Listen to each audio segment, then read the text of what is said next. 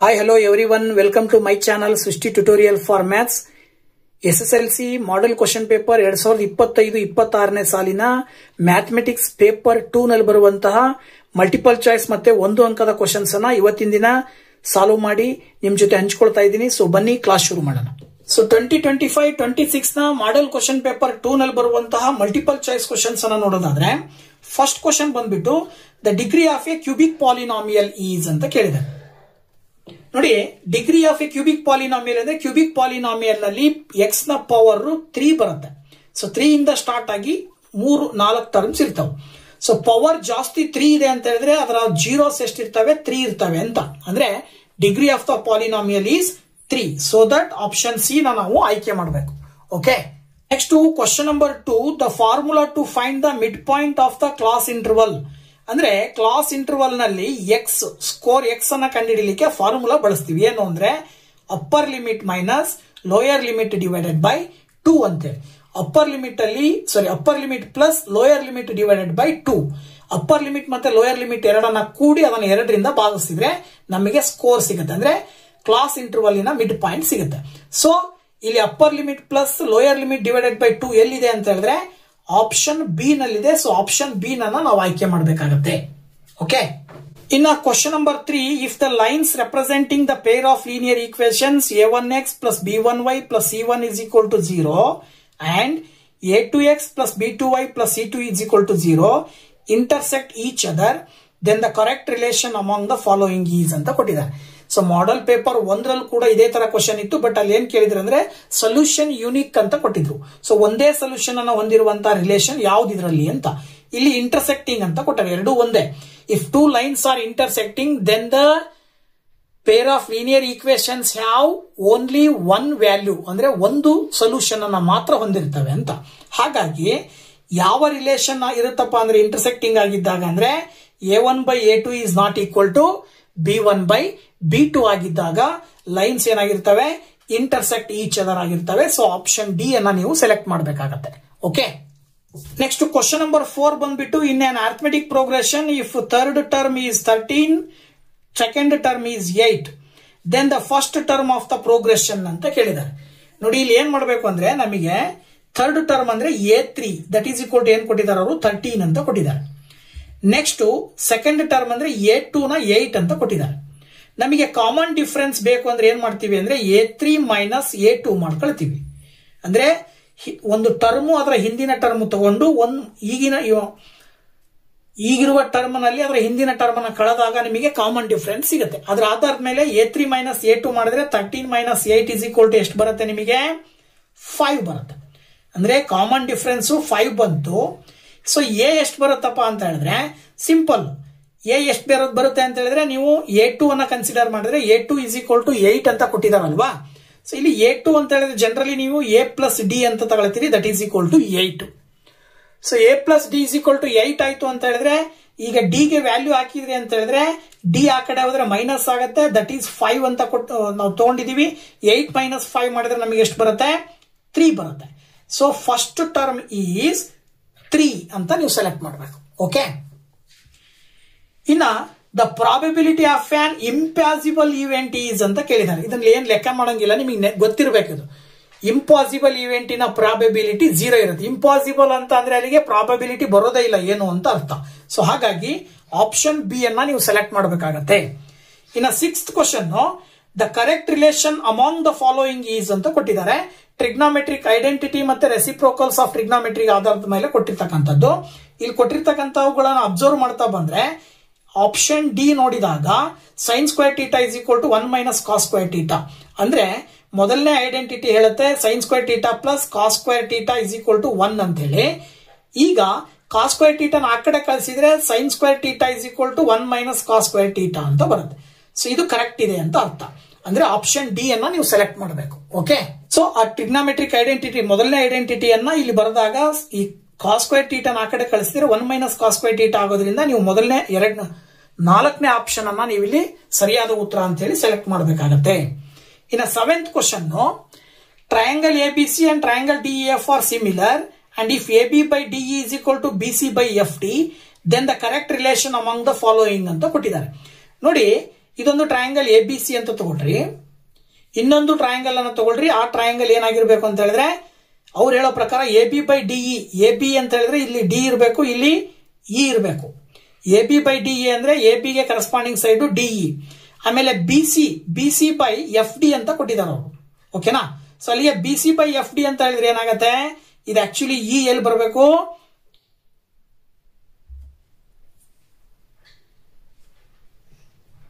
ನೋಡಿ ಇದು FD ಅಂತ ತಗೊಂಡ್ರೆ ಇದು ಮೇಲ್ಗಡೆ E ಅಂತ ತಗೊಳ್ಬೇಕು, ಅವಾಗ ಕರೆಕ್ಟ್ ಆಗತ್ತೆ. ನೋಡಿ FDE EDF ಅಂತ ತಗೊಂಡ್ರೆ ಈಗ ನೀವು ಇಲ್ಲಿ ಇದನ್ನೇನ್ ಮಾಡಬಹುದು ಅಂದ್ರೆ AB/DE, AB ಗೆ ಕರೆಸ್ಪಾಂಡಿಂಗ್ ಸೈಡ್ DE, ಹಾಗೆ BC ಗೆ ಕರೆಸ್ಪಾಂಡಿಂಗ್ ಸೈಡ್ FD.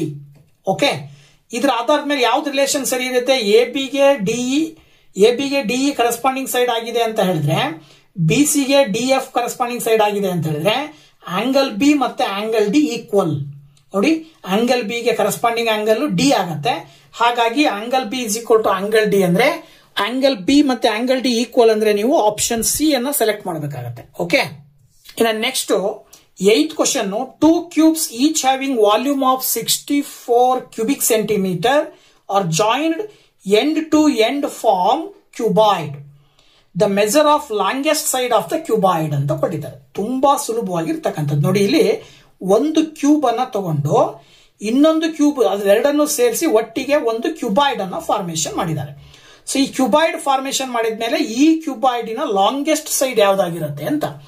ಕ್ಯೂಬಾಯ್ಡ್ ಅಂತ ಹೇಳಿದ್ರೆ ಅದರಲ್ಲಿ ಒಂದು ಲೆಂತ್ ಇರುತ್ತೆ, ಬ್ರೆಡ್ತ್ ಇರುತ್ತೆ, ಇನ್ನೊಂದು ಹೈಟ್ ಇರುತ್ತೆ. ಸೊ ಇಲ್ಲಿ ಬ್ರೆಡ್ತ್ ಅಂತ ಹೇಳಿದ್ರೆ ಇದು ಬ್ರೆಡ್ತ್ ಅಲ್ಲಿ ಯಾವುದೇ ರೀತಿ ವ್ಯತ್ಯಾಸ ಆಗಲ್ಲ. ಸೈಡ್ ಅಲ್ಲಿ ಎಷ್ಟಿದೆ ಅದು ಕ್ಯೂಬ್ ಅಲ್ಲಿ ಎಷ್ಟಿರುತ್ತೆ ಕ್ಯೂಬಾಯ್ಡ್ ಅಲ್ಲಿ ಅಷ್ಟೇ ಇರುತ್ತೆ. ಹೈಟ್ ಕೂಡ ಅಷ್ಟೇ ಚೇಂಜ್ ಆಗಲ್ಲ, ಲೆಂತ್ ಚೇಂಜ್ ಆಗುತ್ತೆ. ಇಲ್ಲಿ ಕ್ಯೂಬಿನ 2ರಷ್ಟು ಇರುತ್ತೆ. ಇಲ್ಲಿ ತನಕ ತಗೋಬೇಕು ಅಂದ್ರೆ ಇದು ಲೆಂತ್ 2, ಕ್ಯೂಬಿನ 2ರಷ್ಟು ಇರುತ್ತೆ. ಸೊ ಕ್ಯೂಬಿನ ಲೆಂತ್ ನಾವು ಕಂಡುಹಿಡ್ಕೊಳ್ಬೇಕು. 64 ವಾಲ್ಯೂಮ್ ಕೊಟ್ಟಿದ್ದಾರೆ, ಅಲ್ಲಿಗೆ A cube is equal to 64 ಅಂತ ತಗೊಂತೀವಿ. Volume of cube is equal to 64. Okay, so ಅಲ್ಲಿಗೆ volume of cube is equal to 64 ಅಂತ ಹೇಳಿದ್ರೆ ಇದನ್ನ ನೀವೇನಂತ ಬರೀಬಹುದು, 4 ಕ್ಯೂಬ್ ಅಂತ ಬರೀಬಹುದು. 4 ಕ್ಯೂಬ್ ಮಾಡಿದ್ರೆ ಕ್ಯೂಬ್ ಮೇಲ್ಗಡೆ ಇರುವಂತ ಪವರ್ ಕ್ಯಾನ್ಸಲ್ ಆಗಿ A ನ ವ್ಯಾಲ್ಯೂ ಬಂದ್ಬಿಟ್ಟು 3 ಬರುತ್ತೆ. ಸೊ A ನ ವ್ಯಾಲ್ಯೂ 3 ಬರ್ತಾ ಇದೆ ಅಂದ್ರೆ ಇಲ್ಲೂ 3 ಇದೆ, ಇಲ್ಲೂ 4 ಬರುತ್ತೆ. ಸೊ A ನ ವ್ಯಾಲ್ಯೂ 4 ಬರ್ತಾ ಇದೆ ಅಂದ್ರೆ ಇದು 4, ಇದು 4 ಪ್ಲಸ್ 4 ಎಷ್ಟು ಬರುತ್ತೆ, 8 ಸೆಂಟಿಮೀಟರ್. ಸೊ ಇಲ್ಲಿ longest side 8 centimetre length. That is option B ನಲ್ಲಿದೆ. ಸೊ ಆಪ್ಷನ್ ಬಿ ಅನ್ನ ನೀವು ಸೆಲೆಕ್ಟ್ ಮಾಡಬೇಕು. ಇನ್ನು ಸೆಕೆಂಡ್ ಮೇನ್ ನಲ್ಲಿ 9th question, state the fundamental theorem of arithmetic ಅಂತ ಕೊಟ್ಟಿದ್ದಾರೆ. So fundamental theorem of arithmetic ನ ಸ್ಟೇಟ್ಮೆಂಟ್ ಅನ್ನ ಬರೀಬೇಕು.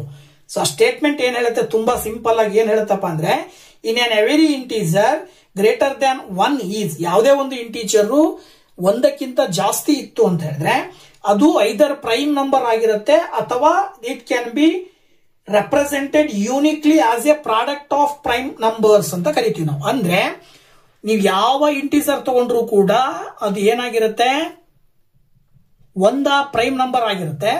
ಇಲ್ಲ ಅಂತ ಹೇಳಿದ್ರೆ ಪ್ರೈಮ್ ನಂಬರ್ ಆಗಿಲ್ಲ ಅಂತ ಹೇಳಿದ್ರೆ ಅದು ಭಾಗ ಆಗುವ ಸಂಖ್ಯೆ, ಭಾಗಲಬ್ಧ ಸಂಖ್ಯೆ ಅಂತ ಹೇಳಿದ್ರೆ ಅದರಲ್ಲಿ ಅದು ಆ ಭಾಗಲಬ್ಧ ಸಂಖ್ಯೆ ಅಭಾಗಲಬ್ಧ ಸಂಖ್ಯೆಗಳ ಪ್ರಾಡಕ್ಟ್ ಆಗಿರುತ್ತೆ ಅಂತ ಹೇಳ್ತಾರೆ. ಅಂದ್ರೆ suppose 4 is not A prime number, but ಈ 4 ಅನ್ನು ನಾವೇನಂತ ಬರೀಬಹುದು, 2 into 2 ಅಂತ ಬರೀಬಹುದು. ಓಕೆನಾ? ಸೊ ದಟ್ ಯಾವುದೇ ಒಂದು ಇಂಟೀಜರ್ಸ್ ಪ್ರೈಮ್ ನಂಬರ್ ಆಗಿರ್ತವೆ, 1ಕ್ಕಿಂತ ಜಾಸ್ತಿ ಇರುವಂತವು, ಅಥವಾ ಆ ಪ್ರೈಮ್ ನಂಬರ್ಸ್ ನ ಪ್ರಾಡಕ್ಟ್ ಗೆ ಸಮ ಇರುತ್ತೆ ಅಂತ ಹೇಳುತ್ತೆ. That is the statement.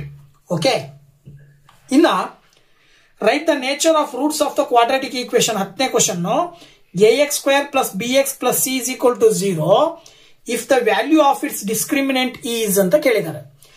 Is 0 ಅಂತ ಕೊಟ್ಟಿದ್ದಾರೆ. ಅಂದ್ರೆ ನಮಗೆ ಆ ನೇಚರ್ ಆಫ್ ರೂಟ್ 3 ತರ ಬರುತ್ತೆ. ಡೆಲ್ಟಾ ಈಸ್ ಈಕ್ವಲ್ ಟು 0 ಇದ್ದಾಗ ಒಂದ್ ರೀತಿ ಇರುತ್ತೆ, ಡೆಲ್ಟಾ ಈಸ್ ಗ್ರೇಟರ್ ದ್ಯಾನ್ 0 ಇದ್ದಾಗ ಒಂದ್ ರೀತಿ ಇರುತ್ತೆ, ಡೆಲ್ಟಾ ಈಸ್ ಲೆಸ್ ದ್ಯಾನ್ 0 ಇದ್ದಾಗ ಒಂದ್ ರೀತಿ ಇರುತ್ತೆ. ಡಿಸ್ಕ್ರಿಮಿನೆಂಟ್ ಅಂತ ಕರಿತೀವಿ. ಸೊ ಡೆಲ್ಟಾ ಈಕ್ವಲ್ ಟು 0 ಇದ್ದಾಗ roots are real and equal. So ಅದನ್ನು ಬರೀಬೇಕು ನೀವು ಇಲ್ಲಿ answer. Roots are real and equal ಯಾವಾಗ the value of discriminant is 0. ಅದೇ ಗ್ರೇಟರ್ ದ್ಯಾನ್ 0 ಇದ್ದಾಗ roots are real but not equal, ಅಂದ್ರೆ ಈಕ್ವಲ್ ಇರಲ್ಲ, ಅಂದ್ರೆ ಡಿಸ್ಟಿಂಕ್ಟ್ ಅಂತ ಹೇಳ್ತೀವಿ ನಾವು. ಸಪೋಸ್ ಡೆಲ್ಟಾದ ವ್ಯಾಲ್ಯೂ 0 ಗಿಂತ ಕಡಿಮೆ ಬಂತು ಅಂದ್ರೆ ಅದರ ಅರ್ಥ ಡೆಲ್ಟಾದ ವ್ಯಾಲ್ಯೂ ನೆಗೆಟಿವ್ ಬಂತು ಅಂದ್ರೆ ಆಗ ಆ ರೂಟ್ಸ್ ರಿಯಲ್ ಆಗಿರೋದಿಲ್ಲ ಅಂತ ಹೇಳಿ ಹೇಳ್ಬೇಕಾಗುತ್ತೆ. ರೂಟ್ಸ್ ಆರ್ ನಾಟ್ ರಿಯಲ್ ಅಂತ ಕರಿತೀವಿ. ಸೊ ಇಲ್ಲಿ ನಿಮಗೆ ಕೊಟ್ಟಿರುವ ಕ್ವಶನ್ ಆಧಾರದ ಮೇಲೆ ಡಿಸ್ಕ್ರಿಮಿನೆಂಟ್ 0 ಇದ್ದಾಗ ನೀವು ಇಲ್ಲಿ ಏನು ಬರೀಬೇಕು ಆನ್ಸರ್ ಅಂದ್ರೆ roots are real and equal ಅಂತ ಬರೆದ್ರೆ ಆಯ್ತು. 10ನೇ ಕ್ವಶನ್ ಗೆ ಆನ್ಸರ್ ಆಗುತ್ತೆ. ಇನ್ನ 11th question, write the coordinates of the point P which divides the line segment joining the points A of x1, y1 and B of x2, y2 internally in the ratio 1:1 ಅಂತ ಕೊಟ್ಟಿದ್ದಾರೆ. ನೋಡಿ ಇಲ್ಲಿ ಏನ್ ಮಾಡಬಹುದು ಅಂತ ಹೇಳಿದ್ರೆ 1:1 ರೇಷಿಯೋ ಕೊಟ್ಟಿದ್ದಾರೆ ಅಂತ ಹೇಳಿದ್ರೆ ಇದು ಒಂದು ಲೈನ್ ಸೆಗ್ಮೆಂಟ್ ಅನ್ನ ಸಮಭಾಗವಾಗಿ ಡಿವೈಡ್ ಮಾಡಿದ್ದಾರೆ ಅಂತ ಅರ್ಥ. ಈ ರೀತಿ ಸಮಭಾಗವಾಗಿ ಡಿವೈಡ್ ಮಾಡಿದ್ದಾರೆ ಅಂದ್ರೆ ಈ ಮಧ್ಯೆ ಬರುವಂತ ಪಾಯಿಂಟ್ ಯಾವುದು? Mid point. So mid point ಫಾರ್ಮುಲಾವನ್ನ ಬರಿಬೇಕು. ಇಲ್ಲಿ ಏನ್ mid point formula? x, y is equal to x1 plus x2 divided by 2, y1 plus y2 divided by 2 ಅಂತ ಬರೀಬೇಕು. This is the answer. 11ನೇ ಕ್ವಶನ್ ಗೆ ಈ ಆನ್ಸರ್ ನ ಬರಿಬೇಕು. ನೆಕ್ಸ್ಟ್ 12th ಕ್ವಶನ್ ಏನ್ ಹೇಳುತ್ತೆ? Right the zeros of the polynomial y is equal to p of x. ಹಿಂದಿನ ಮಾಡಲ್ ಕ್ವಶನ್ ಪೇಪರ್ ನಲ್ಲೂ ಇತ್ತು. ಗ್ರಾಫ್ ಅಂದ್ರೆ ಲೈನ್ ಸೆಗ್ಮೆಂಟ್ ಬೇರೆ ತರ ಇತ್ತು, ಇಲ್ಲಿ ಬೇರೆ ತರ ಕೊಟ್ಟಿದ್ದಾರೆ. ಸೊ ಇಲ್ಲಿ ತುಂಬಾ ಸಿಂಪಲ್. ಆ ಒಂದು ಪಿ ಆಫ್ ಎಕ್ಸ್ ಅನ್ನುವಂತ ಲೈನ್ ಎಕ್ಸ್ ಆಕ್ಸಿಸ್ ನ ಮೇಲೆ ಆ ಕರ್ವ್ ಎಷ್ಟು ಬಾರಿ ಪಾಸ್ ಆಗಿದೆ ಅನ್ನೋದನ್ನ ಕೌಂಟ್ ಮಾಡ್ಬೇಕು ಅಷ್ಟೇ. ಇಲ್ಲಿ ಎಷ್ಟು ಬಾರಿ ಪಾಸ್ ಆಗಿದೆ? ಇಲ್ಲೊಂದು ಬಾರಿ, ಇಲ್ಲೊಂದು ಬಾರಿ. ಅಂದ್ರೆ ಅಲ್ಲಿಗೆ p of x is equal to 2 ಅಂತ ನೀವು ಬರೆದ್ರೆ ಮುಗಿತಿದ್ದ ಆನ್ಸರ್. ಓಕೆ. ಇನ್ನ 13th ಕ್ವಶನ್ ಏನ್ ಹೇಳುತ್ತೆ ಅಂತ ನೋಡೋದಾದ್ರೆ 13th ಕ್ವಶನ್ ಏನ್ ಹೇಳುತ್ತೆ? 5 years ago Nouri's age x was thrice the age of the Sonu. Write the standard form of linear equation in 2 variables for this statement ಅಂತ ಕೊಟ್ಟಿದ್ದಾರೆ. ಸೊ ನೂರಿಯ ಏಜು ಎಕ್ಸ್ ಗೊತ್ತಿಲ್ಲ ಎಷ್ಟು ಅಂತ, ಸೋನುನ ಏಜು ವೈ. ಬಟ್ ಅವರಿಬ್ಬರ ಮಧ್ಯೆ ಇರುವ ವಯಸ್ಸಿನ ಅಂತರದ ರಿಲೇಷನ್ ಕೊಟ್ಟಿದ್ದಾರೆ. ಏನ್ ಕೊಟ್ಟಿದ್ದಾರೆ ಅಂದ್ರೆ 5 ವರ್ಷಗಳ ಹಿಂದೆ ನೂರಿಯ ವಯಸ್ಸು ಸೋನುವಿನ ವಯಸ್ಸಿನ 3ರಷ್ಟಿತ್ತು ಅಂತ ಕೊಟ್ಟಿದ್ದಾರೆ.